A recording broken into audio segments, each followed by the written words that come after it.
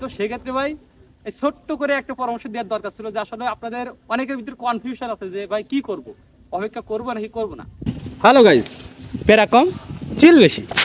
তুর্কি সাইপ্রাসে আসার জন্য সময় নষ্ট করেছেন অনেক বেশি, অপেক্ষা করেছেন অনেক বেশি।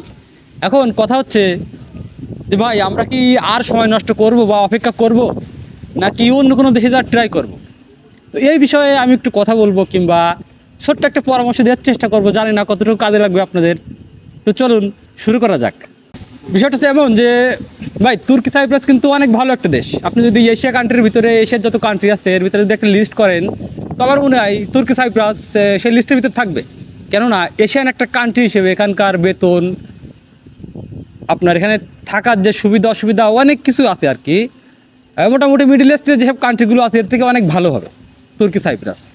তো বিষয়টা হচ্ছে যে আপনারা যদি এই সম্পর্কে জানতে চান যে আসলে তুর্কি সাইপ্রাসে আসা উচিত হবে কিনা বা কেন আসবেন, তাহলে নিশ্চয়ই কমেন্ট করবেন, আমি জানানোর চেষ্টা করবো যে কেন তুর্কি সাইপ্রাস আপনারা আসবেন।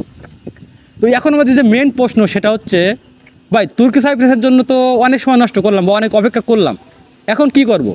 এখন কি অন্য দেশে ট্রাই করব নাকি আরও একটু অপেক্ষা করব? তো আমি 3টা পয়েন্ট বলবো। তো প্রথম যে আমাদের পয়েন্টটা সেটা হচ্ছে যে ভাই তুর্কি সাইপ্রাসে এই মুহূর্তে ভিসাটা বন্ধ। তো আপনাদের সবার প্রশ্ন যে ভিসাটা কবে খুলবে বা আপটা কবে দেবে, দেখেন ভাই ভিসাটা বন্ধ আছে এবং আপেরও কোনো খোঁজখবর নাই। কবে ভিসা খুলবে কিংবা কবে আপ দিবে এর কোনো খোঁজখবর নাই। এটা যে কোনো মুহূর্তে খুলতে পারে। তো এটার কোনো নির্দিষ্ট কোনো ডেট দেয়নি এখনও।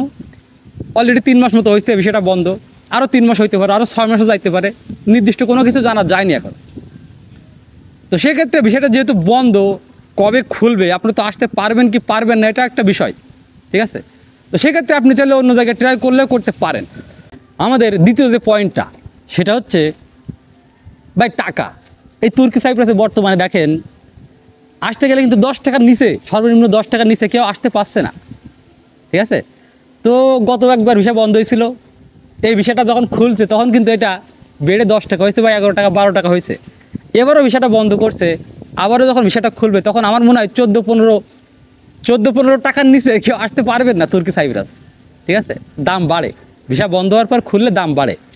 তো সেক্ষেত্রে আপনি যদি এত টাকা দিয়ে ইনভেস্ট করে যদি তুর্কি সাইপ্রাসে আসতে চান, সেটা একটু সমস্যাজনক মনে হয় আমার কাছে। তো টাকাটাও কিন্তু বেড়ে যাবে, ভিসাটা খোলার পরে টাকার মাত্রাটাও বেড়ে যাবে। 3 নম্বর যে বিষয়টা সেটা হচ্ছে ভাই বর্তমানে তুর্কি সাইপ্রাসে যত প্রকারের কাজ বা কোম্পানিগুলো আছে এখানে কিন্তু ভালো ভালো যেসব কোম্পানি বা পোস্ট বা বেতনের যেসব কাজগুলো এগুলো কিন্তু অলরেডি মানুষ বুক ফুল আছে। এখন যে বিষয়গুলো হচ্ছে বেশিরভাগই আপনার ঠিকাদারি কোম্পানি এবং সেই সাথে এই কোম্পানিগুলো মনে করেন যে সুযোগ সুবিধা খুব কমই দিচ্ছে, আর এন্ট্রি বিষয়টা বেশি হচ্ছে।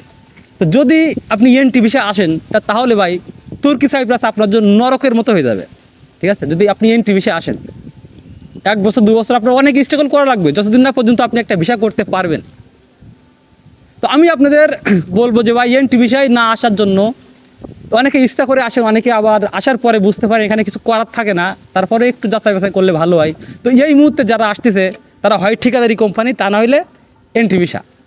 যা হোক, এই 3টা বিষয় কিন্তু আমি আপনাদেরকে বললাম যে তুর্কি সাইপ্রাসের বর্তমান যে অবস্থা সম্পর্কে 3টা বিষয় আমি আপনাদেরকে বললাম, 3টা পয়েন্ট বললাম।